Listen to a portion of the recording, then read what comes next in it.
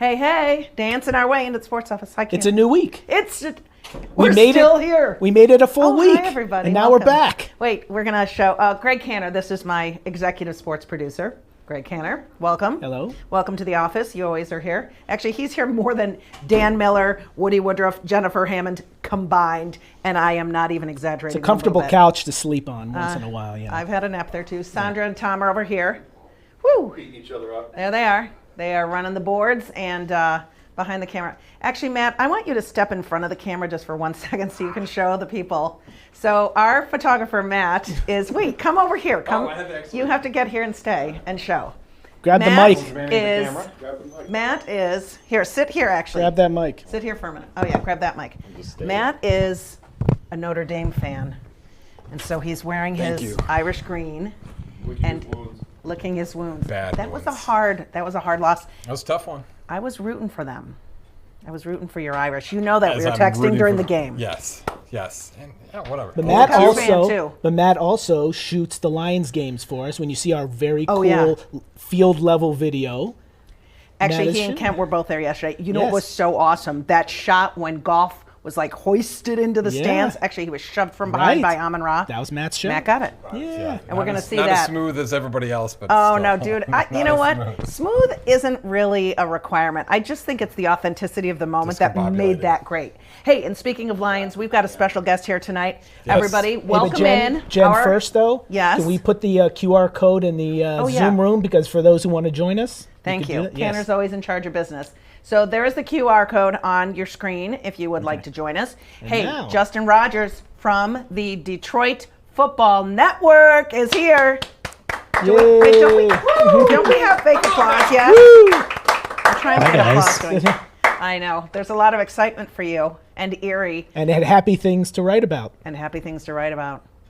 Always Justin, easier to write about happy things, Jen. Yeah, I know. It kind of is, isn't it? But it's funny how the fans become so much more engaged when it's negative or it's bad. Like the week before on the post-game radio show, Stoney and I had bazillions of calls stacked up in the queue. And then all of a sudden yesterday, not a lot. Yeah. People like to complain, don't they? No comment. No comment. Good. I like the way you operate. All right, let's talk quickly about that game yesterday.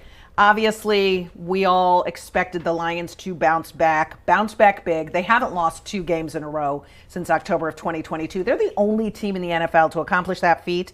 The only other team that's actually close is the defending Super Bowl champion Eagles, who haven't lost back-to-back games since 2024. Commanders fan over here.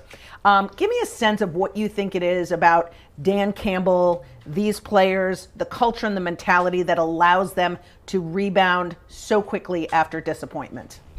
Yeah, I think it's the roster that Brad Holmes has constructed, right? Like you are constantly on a hunt for football character. You know, everybody in the league is talented. It's about finding the right mentality of guys. And I think it's easier said than done, and you find that there's more and more teams studying sports psychology and finding the right way to ask questions at these combine meetings that kind of unlock how important the game is to them. But you want players that take it as personally as the coaching staff does when they were players and has carried over to kind of their attitude now as coaches. And they hate losing. And Jen, you've been around this team when the losses have mounted up and there's maybe a sense of apathy in the locker room, right? That is not the case almost to the man in this locker room. And I think that's why there is this natural resiliency that, I think every team in Detroit tries to mirror the Midwest blue collar mentality, but the Lions have actually done it reasonably well. And it's interesting because I think that a lot of people, myself not so much, and I don't know where you stood on what you think the absence of Ben Johnson would create with this offense, with this team. But I think a lot of people expected that Ben Johnson would be able to replicate a lot of what he had here in Detroit, in Chicago with the Bears. And it's all about the players, and the same players are just not there. And I mean, it doesn't happen overnight in the NFL, right? Like it does take a minute to get your system in, to get the right guys in. It takes time to kind of clear out the locker room of fits, whether it's schematic or personality or culture. And you can get maybe a 30-40% turnover in an off season, but it takes a while. And you just point to the Lions, right? Like Dan Campbell came in, and look, that was a very talent deficient roster. I don't think it really stacks up against the Bears. They actually do have some talent, but that was a very, very rough first year, and really first rough year and a half for Campbell with that 1-6 start in year 2. So you've got to give, I think, Ben Johnson some time to figure it out. I think he's a very bright mind. I think, maybe some of he struggles with losing it, and I think a lot of those guys do, but, it starts to be one of those things where he tightens up on a personal level and then a media level when things are going wrong. So we'll see how being around Dan Campbell and the influence that Campbell had there wears off on Ben Johnson, because I think that's going to be really critical to his success there. Yeah, well, I know that his hurry-up offense drives Canner crazy. Oh, yeah, well, I'll get to that in a quick second. But listening to all the sound last week, the players and coaches all said the right things when it came to Ben Johnson. But you could tell, both of you being in the locker room after yesterday's game, it was clear they wanted to stick it to him good. I'd say certainly more the defense than the offense. Isn't that funny? Yeah. Is interesting. And I think you're always, as a player, looking for an edge. And I think about what Marcus Davenport said yesterday, like he was trying so hard before the game to get angry about something. And he's like, I couldn't find it. Like nothing was making me angry. But that's what they have to tap into. And so, I had one player that he asked me not to say it, so I won't say it unless it happened. But that told me if they intercepted a pass, they were going to go toss it to Ben Johnson on the sideline. You saw Amik Robertson stare him down after Kirby Joseph's interception. You heard Brian Branch say, what was it? Not vengeance or vendetta, but something along that line. Payback. They took it. Yeah, betrayal. I think betrayal was the word that they used. He felt betrayed. I think all these guys want to see their assistant coaches have success and to go on to bigger and better things. Certainly was the case in this locker room with Aaron Glenn as well, but there is something to be said about departing and going to a division rival. And I don't blame Ben Johnson. I think Chicago is a really wonderful opportunity. I'm sure he is being paid toward the top of the market.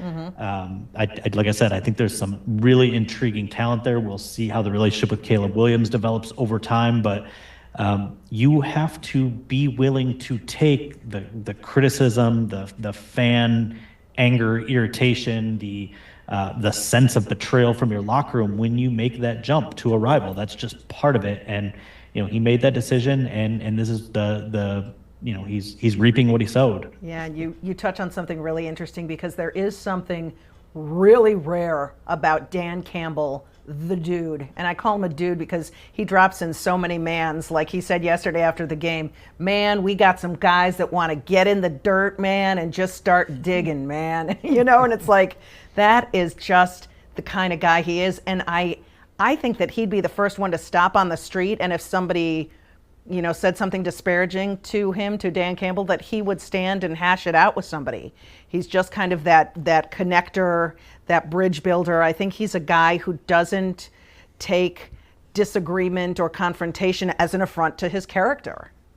And it's rare. And who's saying anything to that large of a human being without, risking. But the way I've and it's funny. I mean, very similarly, I've described Dan Campbell to people and his genuineness as he's the guy you sit next to on a plane randomly and strike up a casual conversation, and suddenly you've landed 4 hours later and you're like, where in the hell did the time go?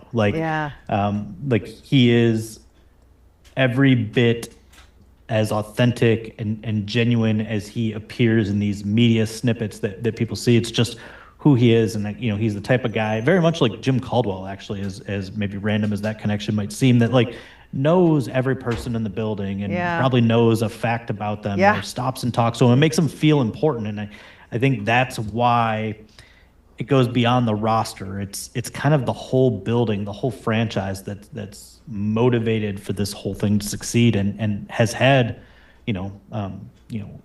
unprecedented, I think, success comparatively to franchise history, and certainly recent franchise history. For sure, we're all in it together. Is kind of the drumbeat there. Canner, you do have to show this though. Show it to Justin and all of our viewers out there watching the Sports Office tonight. My hatred of His Ben Johnson notes. goes to the point where he was doing hurry up constantly yesterday, and because I'm an old guy and I still You're log a the perfect game, guy. You're I a log the game. detail-oriented guy. I log the game every single play by hand, and so if you're able to see. That's basically every play. And so when you're trying to write down the time of day, which is here, and the play down distance yard line. In military time, we should point out. Military time. Encrypted military time that's in our Sports Office. Because that code goes on our recording, so it's easy to find. But it's like the whole game's there, whole thing. Yeah. And I've got carpal tunnel thanks to Ben Johnson. So thanks a lot, Ben. You deserved everything, all 50 whatever points. And just so everybody who's watching, and also Justin knows this, so if I do a sit-down feature, say with, like I did with Marcus Davenport a week ago for the pregame for the opener, I can say to Gregg, hey, show me a Marcus Davenport tackle to cover up this answer that he's talking about with some video. He's got it written down to the second, to the minute, to the second from. That's right. And I understand you could do it on computers now, but I prefer to do it because I know the little notes I need to put in. We love written notes. We love written 30 notes. years of doing it, I guess. That's where Justin, Greg, how do you feel knowing that you and Wojo do things the same Oh, way? no. Yeah, right. Well, now I might have to change things up. I will say that It's I've because seen. Wojo can't type without two fingers. Yeah, I was going to say I've seen them both type, and Gregg types a hell of a lot faster. Yes, that's true. Right. Okay. All right. What I do need to know, though, you've got to just show us. So before we came on the air, you showed us one kitty. You showed us a little beige kitty. Her name was Erie. Who's behind you sitting in the cabinet with the basketball? Oh, there's somebody back there. There's somebody back there. Oh man, that's my other one. I don't know if I've ever seen her up there. She knew it was time for her cameo. That is Juniper. Come on in, Luberman, Is it me? Juniper. Is it me? You can come in and sit. You're and talk to always Justin. welcome. Don't mess up the mojo No, here. there's. You know what the greatest thing is? There's no mojo. There's no rules. There's no guidelines. no rules. Just no swearing. We make the rules. No rules, just we right. make the rules. What else do you have in the cabinet up there? I did see an autographed football behind you, Justin. Who is that from? What is that? I know in our field, in our business, we don't have many autographs. It's kind of against what we do, but I think each of us maybe has one special one somewhere in our lives. Tell me what that is. Yeah, most of my autographs are from when I was a child. My grandfather would get them for me, but this Love one that. is interesting. It is Chris Spielman.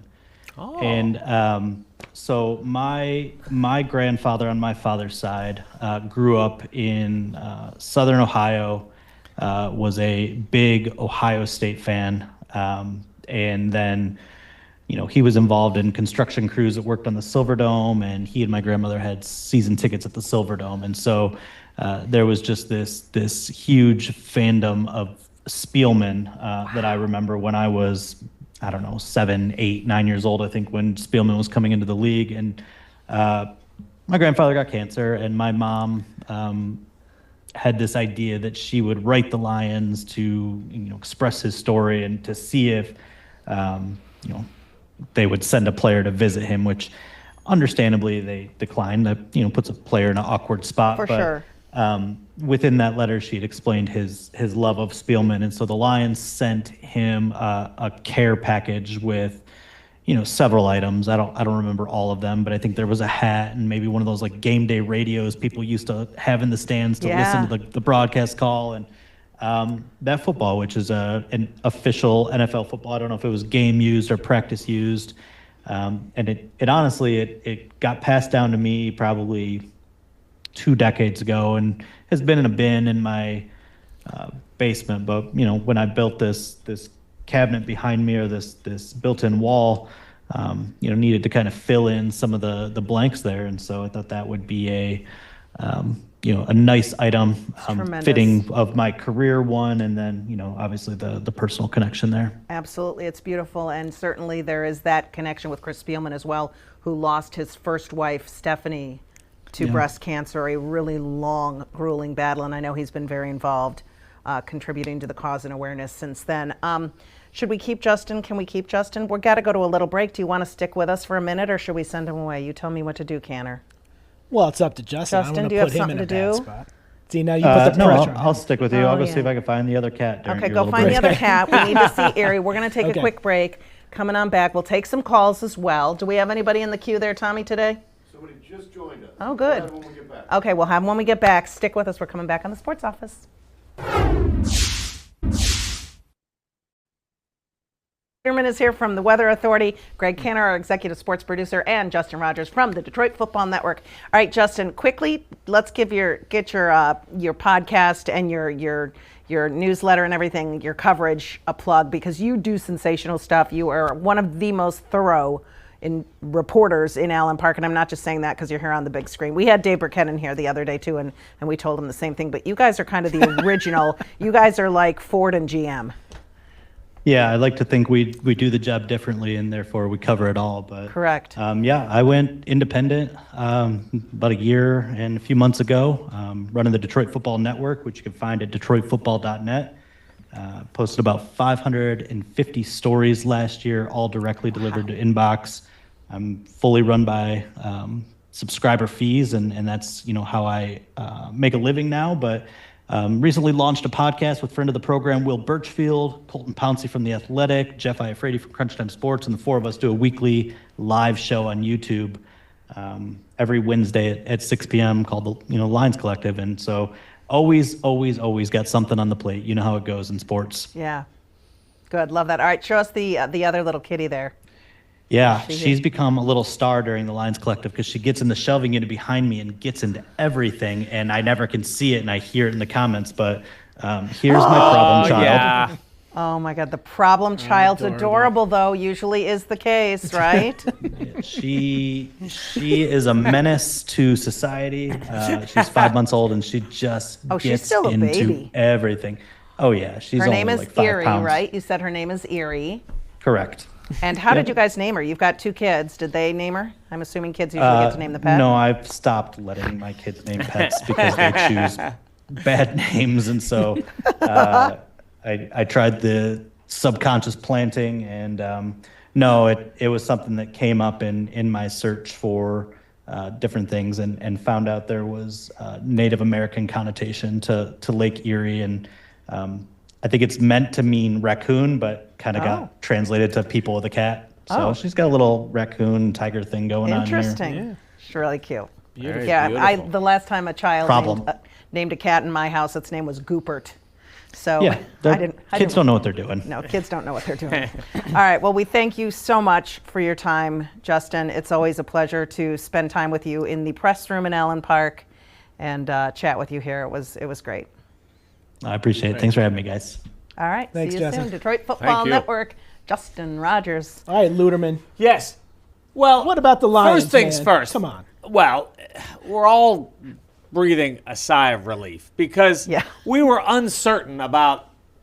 Well, you might have A been week ago. All the fans were ready to jump off cliffs Yes, last yes. week, and now it's We like to say the Gordie Howe Bridge. There was a great amount of uncertainty, but all is well. Now they got to go to Baltimore. That's a tough one. I mean, that's a tough one. But let's see what happens. You got to play the game. If they can play some defense like they played yesterday, I think they'll be competitive. I think I'm feeling much better about the Baltimore game now than I was a week ago. Oh, yeah. So Well, the Ravens just need to hire Ben Johnson over the next week. the- That'll get the Or have defense fired Caleb- up again, and then we're good to go. or have Caleb Now- Williams as their well, quarterback. I just walked in at the midway point of this session. Yes, sir. Michigan State is on our air late Saturday night, so they're going to USC. That's Yes. true. Yes. And that game's on Fox. It's an 11 o'clock kickoff Eastern time. Okay. But that's pretty exciting, is to have exciting. Saturday late night football, Michigan State. Well, I was at the Michigan State game this past Saturday because Wait, it was tell Parents people why. Weekend. Yes. Parents Weekend, as my son Noah has started at Love Michigan that. State this fall. Wait, and Noah's not just a student. He is, Go white. What, a musician? yes. Yes, He's he is in a the marching musician. band. Wow. He's not in the marching band. Oh, he's a no, musician. But he's a musician. I thought he was in the marching band. Yeah, well. He was part of Walled Lake Central or just Walled Lake? Walled Lake Marching Band. Walled yes. Lake Marching State Band. champions. There The you wow. state champions. Yes. But we went to the game and was a good one. By the way, it was my wife who went to Michigan State, her first ever Michigan Adina State Canner. football. Wow. Went there for 4 years, didn't go And to to- a game. went. You know what, waited my until her ex-husband- son went Now to a she's- game yeah. and said, Now "Huh, she's all in. This is fun. I should have gone to more games." Yeah, Like, my you should've ex-husband gone was to like that more too. games. He went to state for 4 years and never went to a basketball game or How's that possible? until after his kids were there. But anyway, do we have any but they Zoomers? looked good. They looked good. I mean, they had a couple injuries that are being concerned this week, but 3-0, and they're going to go play USC 3-0, and we'll see how they do. They got to travel across the country, play. We'll see. You gotta beat the best to be the best. So I think Michigan State's got a good chance late at night. We got to break because we got to. Oh, we have to go to a break. We do. Oh, Let's I'm get the sorry. second break out of the way. Thank you. We Yeah. got to pay some bills. We're coming back. We got to talk Penn State, don't we? Yeah. Oh, and Tigers weather because there's a big series this week. All right. Wojo, woo! Stick around. All right, we're going to wrap up this edition of the Sports Office with a quick little Tiger talk. Luderman, we got a nice week for 3 games with the Indians. We got, the Guardians. Yeah, Tuesday, Wednesday, Thursday afternoon. Tuesday, Wednesday evening. Thursday. Beautiful weather. I mean, Good. like midsummer weather. Good. So get down there. Go Tigers. The weather's going to be primo. Could be a And- special week. And Mize, the magic number is 7. So they would have to sweep them to even be within 1. But Right. Mize goes Tuesday, Flaherty Wednesday, and then on Thursday, the matinee. I will be there as a fan. Woo. We finish it up. Jen, with I think I might need you to work that day. Yeah. Okay, I'll be here. Weather I'll looks be there. great, though. Good. I'm looking forward to that. It's going to be a fun time. I mean, it's hard to believe that they've only got 12 games left. We're barreling towards the postseason already in baseball, which is going to be magical, right, Canner? I'm telling you, the team has been inconsistent since the All-Star break, but everyone has. Yeah. So depends on the matchup, it's going to be very exciting to see how they handle this year as division champion versus last year as barely get in. Who cares what happens? We're happy to be here. Now, a little different. Talk about going from the hunters to the hunted. I mean, they were chasing down a playoff spot till the final minute, till the final game last year just to get into that wild card. And now this year it is a very different situation for them. Playoff baseball, though. I mean, unless something Love changes, it. Don't we love it? I love this time of so year in intense. Detroit when we've All got right. Lions, we've got Tigers, Pistons are starting, Red Wings are starting, and we're going to be here every night on the Sports Office from 7 to 7:30. Thanks for looking in. Call us with your Zoom calls anytime, okay? We like it. Bye. See ya.